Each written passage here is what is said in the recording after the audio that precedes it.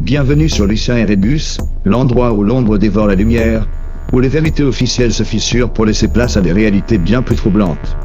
Aujourd'hui, un sujet fascinant, ces artistes que l'on croit morts, mais qui, selon certaines théories, continueraient à vivre dans l'ombre, dissimulés aux yeux du monde. Loin des caméras, loin des projecteurs, mais jamais loin des soupçons. Prêt à plonger dans le mystère? Alan's Why.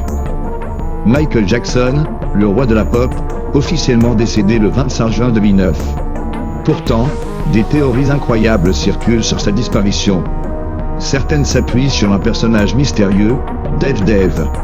Pour comprendre, retour en arrière. Dev est un homme qui, enfant, a été gravement brûlé par son père en 1983.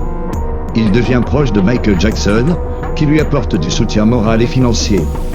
Mais après la mort de Michael, les fans se posent des questions. Pourquoi?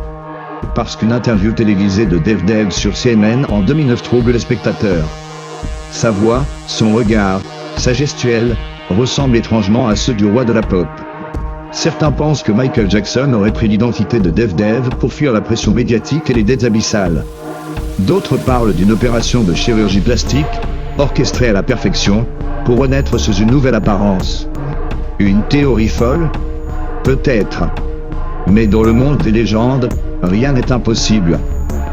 Elvis Presley, mort le 16 août 1977 dans sa villa de Graceland, ou presque. Peu de gens le savent, mais dès les jours suivant sa mort, des témoignages incroyables apparaissent. Des individus disent avoir vu Elvis dans les aéroports, portant une fausse barbe. Des photos surgissent dans les années 80 et 90, montrant un homme qui ressemble très pour très au King.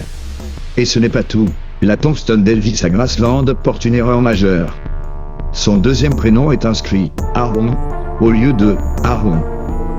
Certains y voient un signe. Elvis aurait simulé sa mort pour vivre une vie paisible, loin des projecteurs. Une théorie renforcée par la fameuse phrase du chanteur. Je ne mourrai pas, je disparaîtrai. Simple coincidence? Peut-être pas. Tupac Shakur, légende du rap américain, assassiné en 1996 à Las Vegas. Mais là encore, le doute plane. Pourquoi? Parce que depuis sa mort, des morceaux inédits, des interviews audio et des apparitions troublantes continuent d'apparaître. En 2004, une photo fait surface, montrant un homme ressemblant à Tupac, sur une île cubaine. Certains affirment qu'il vivrait là-bas, protégé par la famille Castro, loin des violences et des rivalités du rap américain. De nombreux fans sont persuadés que son décès a été mis en scène pour lui permettre de fuir.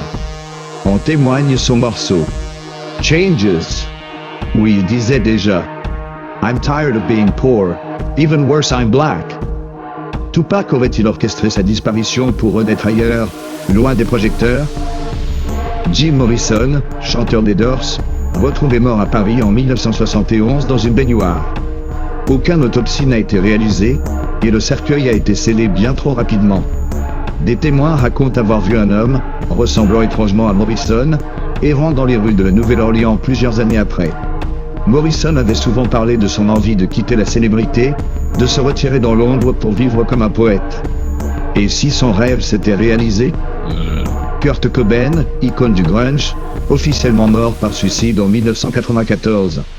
Pourtant, des questions demeurent. Les rapports d'enquête comportent des incohérences. La lettre de suicide semble avoir été écrite par deux mains différentes. Certains fans vont encore plus loin et prétendent que Kurt aurait simulé sa mort pour échapper à l'industrie musicale qu'il détestait. Après tout, Kurt ne disait-il pas lui-même que la célébrité était une prison? Ces théories peuvent sembler folles, et pourtant, tant qu'il y aura des mystères, il y aura des doutes. Michael Jackson serait-il devenu Dev? Elvis vit-il quelque part dans le désert américain? Tupac a-t-il trouvé refuge sous le soleil de Cuba? Ou peut-être que ces artistes ne sont jamais vraiment morts, car ils vivent éternellement à travers leurs œuvres. Sur Lucien et Rébus, on continue de creuser là où les autres ne regardent pas. Car parfois, les morts ne sont pas vraiment enterrés. Si ces théories vous intriguent, rejoignez la communauté Lucien et Rébus. Abonnez-vous, activez la cloche, et partagez vos théories dans les commentaires.